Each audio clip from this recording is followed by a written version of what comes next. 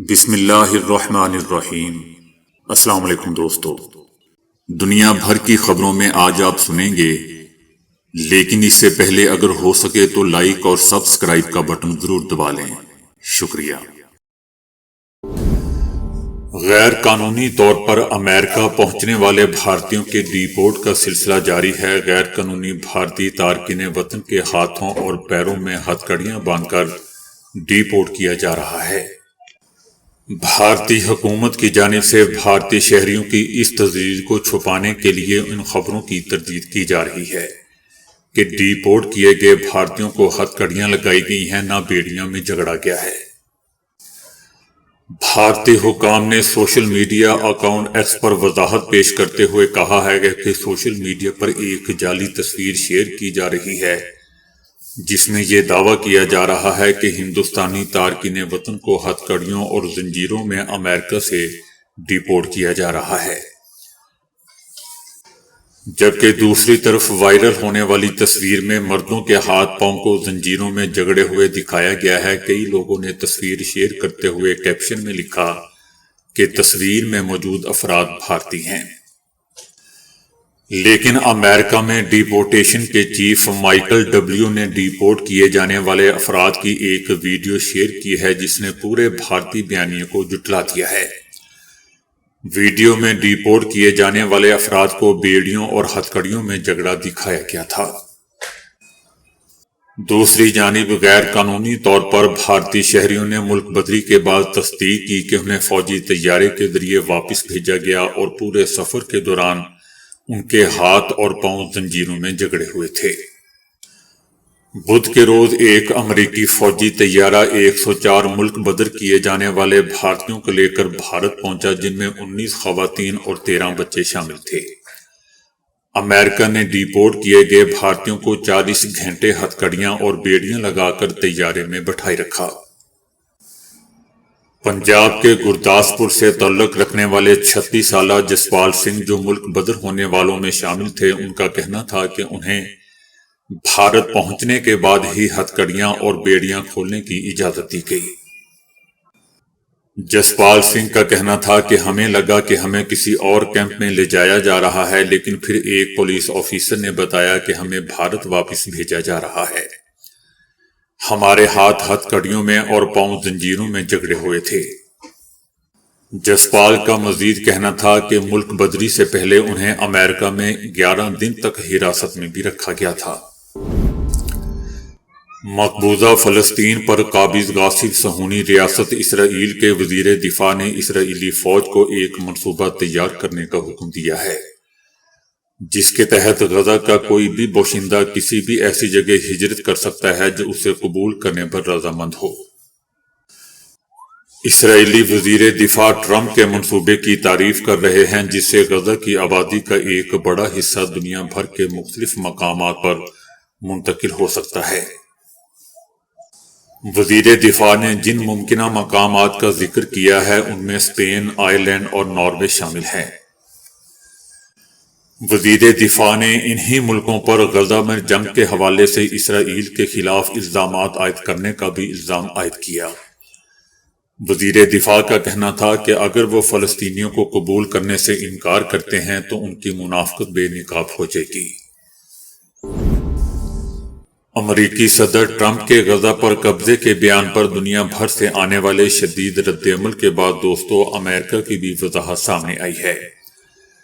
White house کا کہنا ہے کہ صدر ٹرمپ نے غزہ کی تعمیر نو کی ذمہ داری لینے کی پیشکش کی ہے۔ جب غزہ کی تعمیر نو ہو رہی ہوگی تو وہاں کے لوگوں کو کہیں اور جا کر رہنے کی ضرورت پیش آئے گی۔ وائٹ ہاؤس کا کہنا ہے کہ غزہ پر صدر ٹرمپ کی پیشکش کی تفصیلات پر ابھی کام ہو رہا ہے۔ وائٹ ہاؤس کا کہنا ہے کہ صدر ٹرمپ کی پیشکش منفرد ہے، اس پر سوچنا چاہیے۔ صدر کی پیشکش کوئی دشمنی اقدام نہیں ہے۔ صدر ٹرمپ کا غزہ میں امریکی فوج بھیجنے کا ارادہ نہیں ہے۔ صدر ٹرمپ فلسطینیوں کی عارضی منتقلی چاہتے ہیں۔ وائٹ ہاؤس کا کہنا ہے کہ اس کا مطلب یہ نہیں کہ غزہ میں امریکی فوجی تعینات کیے جائیں گے، اور نہ ہی اس کا مطلب یہ ہے کہ امریکی ٹیکس دہندگان اس منصوبے کی مالی معاونت کریں گے۔ یاد رہے دوستو کہ گزشتہ روز امریکی صدر ٹرمپ نے غزہ کی پٹی پر طویل عرصے تک قبضہ کرنے کا اعلان کیا تھا۔ انہوں نے کہا تھا کہ امریکہ غزہ کی پٹی پر قبضہ کر لے گا، ہم اس کے مالک ہوں گے۔ ان کا یہ بھی کہنا تھا کہ اس کا مقصد اس علاقے میں استحکام لانا اور ہزاروں ملازمتیں پیدا کرنا ہے۔ صدر ٹرمپ کی جانب سے محصور فلسطینی علاقے غزہ پر قبضے کے بیان کی مسلم ممالک کے ساتھ ساتھ دوستو چائنا، روس اور یورپی ممالک سمیت دنیا بھر سے مذمت سامنے آئی تھی۔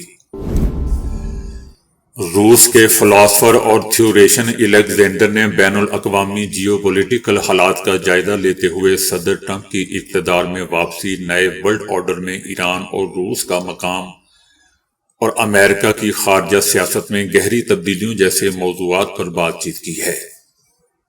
ان کا کہنا تھا کہ وہ زمانہ جب امریکہ نے اپنی طاقت کی بنیاد پر لبرلزم اور گلوبلائزیشن کو بنا رکھا تھا، ختم ہو چکا۔ امریکہ کا یہ ماڈل ثقافتی اثر و رسوخ، خود مختار حکومتوں کو کمزور کرنے اور رنگی انقلاب لانے جیسے ہتھ کنڈوں پر مشتمل تھا۔ اب اس کی جگہ سامراجی قومیت پرستی نے لے لی ہے، جس کے تحت امریکہ نہ ایک عالمی لیڈر بلکہ ایک خود مختار سلطنت کے طور پر اپنے مفادات کے تحفظ کے در پہ ہے۔ الیگزینڈر کا کہنا تھا کہ صدر ٹرمپ امریکی مفادات کو پہلی ترجیح قرار دے رہے ہیں، ورلڈ آرڈر کی تنظیم نو کے در پہ ہیں اور وہ گلوبلائزڈ پالیسیاں ترک کر دینا چاہتا ہے۔ اس تبدیلی کا مطلب یہ ہے کہ وہ روایتی اتحادوں پر انحصار کم کر دے گا اور اس کی زیادہ تر توجہ خطوں میں امریکی طاقت کے براہ راست مظاہرے پر مرکوز ہوگی۔ اس کا کہنا تھا کہ چائنا، روس اور ایران ایسی خود مختار طاقتیں ہونے کے ناطے جنہیں گزشتہ مغربی اثر و رسوخ کے ماڈل سے نقصان پہنچا ہے، اس نئے مواقع سے بہرے مند ہو سکتے ہیں جو اس تبدیلی کے باعث پیش آئے ہیں۔ بنگلہ دیش کی سابق وزیر اعظم حسینہ واجد کے طلباء سے سوشل میڈیا خطاب کے خلاف شدید احتجاج کرتے ہوئے مظاہرین نے بنگلہ دیش کے شیخ مجیب الرحمان کے آبائی گھر کو مظاہرین نے آگ لگا دی۔ مظاہرین نے معزول وزیر اعظم شیخ حسینہ کی فیملی میوزیم کو بھی توڑ دیا، جس کے بعد بنگلہ دیش کی برطرف وزیر اعظم شیخ حسینہ واجد نے ڈھاکہ میں اپنے والد کی رہائش گاہ کو نظر آتش کرنے کے واقعے پر شدید رد عمل دیا ہے۔ ان کا کہنا تھا کہ ایک عمارت کو مٹایا جا سکتا ہے لیکن تاریخ کو ختم نہیں کیا جا سکتا۔ حسینہ واجد نے اپنے والد کی رہائش گاہ پر حملے کے مقصد پر سوال اٹھاتے ہوئے کہا کہ اس گھر سے ڈرنے کی کیا وجہ ہے؟ میں بنگلہ دیش کے عوام سے انصاف مانگتی ہوں، کیا میں نے اپنے ملک کے لیے کچھ نہیں کیا؟ پھر یہ بے عزتی کیوں؟ حسینہ واجد کا مزید کہنا تھا کہ یہ وہ واحد یادیں ہیں جو میری بہن اور میں نے سنبھال رکھی تھیں، مگر اب انہیں مٹایا جا رہا ہے۔ ایک عمارت کو ختم کیا جا سکتا ہے مگر تاریخ کو نہیں۔ حسینہ واجد نے خبردار کیا کہ تاریخ اپنا انتقام ضرور لے گی۔ دوستو، بدھ کی رات ایک بڑے ہجوم نے ڈھاکہ میں شیخ مجیب الرحمان کی رہائش گاہ پر حملہ کر کے اسے نظر آتش کر دیا تھا۔ یہ حملہ اب اس وقت ہوا جب شیخ حسینہ نے آن لائن اپنے کارکنان کو نوبل انعام یافتہ محمد یونس کی زیر قیادت عبوری حکومت کے خلاف احتجاج کی اپیل کی۔ حسینہ واجد نے یہ بھی دعویٰ کیا کہ ڈاکٹر محمد یونس نے بڑے منصوبہ بندی کے تحت مجھے اور میری بہن کو مارنے کی سازش تیار کی تھی۔ شیخ حسینہ واجد نے ڈاکٹر یونس پر مزید تنقید کرتے ہوئے کہا کہ انہوں نے ان کے بینک اور ان کی منصوبہ بندی میں 400 کروڑ بنگلہ دیشی ٹکا فراہم کیا، مگر یہ پوری رقم انہوں نے بیرون ملک منتقل کر دی اور آج بنگلہ دیش ایک شخص کی ذاتی خواہشات کی قیمت چکا رہا ہے۔ امریکی حکومت کی جانب سے غیر ملکی امداد کو منجمد کرنے کے فیصلے نے دنیا بھر میں انسانی بحرانوں کو دوستوں مزید سنگین بنا دیا ہے۔ مختلف ممالک میں خوراک کی تقسیم روک دی گئی ہے، طبی سہولیات بند ہو رہی ہیں اور ہنگامی امداد کی کمی ہو رہی ہے کیونکہ اسے جاری کرنے کا کوئی راستہ باقی نہیں رہا۔ امریکی امداد کو معطل کرنے کے نتیجے میں لاکھوں لوگوں کی زندگیوں پر اثر پڑ رہا ہے۔ یہ ان افراد کے لیے زندگی اور موت کا مسئلہ بن چکا ہے جو ان امدادی منصوبوں پر انحصار کر رہے تھے۔ امداد فراہم کرنے والے شراکت دار شدید صدمے ہیں کیونکہ کام روکنے کے احکامات جاری کیے جا چکے ہیں اور امریکہ کے ساتھ شراکت داری پر سوالات اٹھنے لگے ہیں۔ یوکرین، برما، سوڈان اور دیگر بحران زدہ علاقوں میں بڑے پیمانے پر انسانی ضروریات ہیں، لیکن تمام امدادی منصوبے معطل ہو چکے ہیں۔ امداد کی معطلی کے باعث ہزاروں امریکی اور غیر ملکی ملازمین بھی اپنی ملازمتوں سے ہاتھ دھو بیٹھے ہیں اور امدادی صنعت شدید مالی بحران کا شکار ہو چکی ہے، جس کے نتیجے میں اردن، ایتھوپیا، بھارت اور دیگر کئی ممالک میں پانی کے تحفظ کے منصوبے بھی رک چکے ہیں، جبکہ تقریباً 4 ارب افراد پہلے ہی صاف پانی سے محروم ہیں۔ یاد رہے دوستو کہ امریکہ دنیا میں سب سے زیادہ انسانی امداد فراہم کرنے والا ملک ہے، جو اقوام متحدہ اور دیگر عالمی اداروں کے ذریعے 47% عالمی انسانی امداد فراہم کرتا ہے۔ سن 2023 میں امریکہ نے مختلف ترقیاتی منصوبوں، صحت، خوراک اور ہنگامی امداد کے لیے تقریباً $60 ارب مختص کیے تھے۔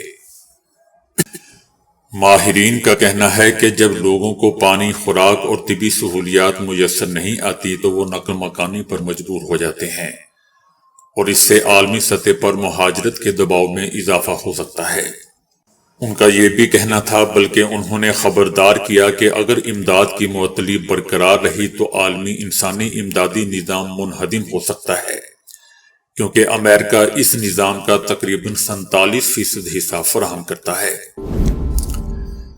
بھارتی تربیت یافتہ تخریب کار تنظیم مکتی باہنی کے سابق کمانڈر کے انکشاف نے 1971 کی جنگ سے متعلق بیانیے کو تبدیل کر دیا ہے۔ 74 سالہ زین العابدین، جو امریکہ میں مقیم ہے، اس کمانڈر نے دکھ کا اظہار کرتے ہوئے کہا کہ ہم نے اپنے ہی ملک اور اپنے ہی بھائیوں کے خلاف لڑنے پر مجبور کیا گیا۔ ہم نے کبھی نہیں سوچا تھا کہ ہمارے آباء و اجداد کی بے مثال قربانیوں اور جدوجہد کے بعد حاصل ہونے والا ملک ہمیں لڑتے دیکھے گا۔ انہوں نے انکشاف کیا کہ مکتی باہنی کے کارندوں کو بھارت میں مسلح تربیت دی گئی اور وہ بے گناہوں کے قتل عام میں ملوث تھے۔ زین العابدین نے سابق وزیر اعظم شیخ حسینہ کی بے دخلی، فرار اور بھارت میں قیام کے متعلق کہا کہ وہ وہاں نظر بند اور حکومتی کنٹرول میں ہے۔ بھارت سے اسے رہا نہیں کرے گا کیونکہ وہ ظاہر کرے گی کہ اسے بنگلہ دیش پر قبضے کے لیے استعمال کیا گیا ہے۔ سابق کمانڈر نے انکشاف کیا کہ بطور مصنف دنیا کے سامنے بھارت کا بدصورت چہرہ بے نقاب کر رہا ہوں، وہ ایک دن ضرور ٹکڑے ٹکڑے ہوگا۔ امریکی میڈیا نے دنیا کے 10 طاقتور ترین ممالک 2025 کی فہرست جاری کر دی ہے۔ میڈیا کا کہنا ہے کہ یہ فہرست US نیوز کی طرف سے مرتب کی گئی ہے، جس کی درجہ بندی 5 اہم عوامل کی بنیاد پر کی گئی ہے، جس میں قیادت، اقتصادی اثر و رسوخ، سیاسی طاقت، مضبوط بین الاقوامی اتحاد اور فوجی طاقت شامل ہے۔ لیکن دوستو، اس فہرست میں حیران کن طور پر بھارت کو شامل نہیں کیا گیا ہے، جس کے پاس سب سے زیادہ بڑی آبادی، 5ویں سب سے بڑی معیشت اور 4تھی سب سے بڑی فوج جیسے مضبوط عوامل شامل تھے۔ بھارت کی لسٹ میں غیر موجودگی نے ایک نئی بحث کو جنم دے دیا ہے۔ پاکستان تحریک انصاف کے سینئر رہنما شاہ محمود قریشی نے اپنی سابقہ جماعت پیپلز پارٹی پر تنقید کرتے ہوئے کہا ہے کہ ذوالفقار علی بھٹو کو 73 کا آئین بنانے پر یاد رکھا جاتا ہے تو اسی طرح آصف علی زرداری اور بلاول بھٹو زرداری کو آئین کا حلیہ بگاڑنے پر یاد رکھا جائے گا۔ ان کا کہنا تھا کہ موجودہ قیادت ٹھنڈے دل و دماغ سے ملک کا سوچے، نفرت مٹانے اور خلیج کم کرنے کی ضرورت ہے۔ پہلے لوگوں نے اس ملک کو ٹوٹتے ہوئے دیکھا، اب ملک ڈوب رہا ہے۔ اس وقت قومی ایجنڈے کی ضرورت ہے، ایک بڑا قومی معاہدہ ہونا چاہیے۔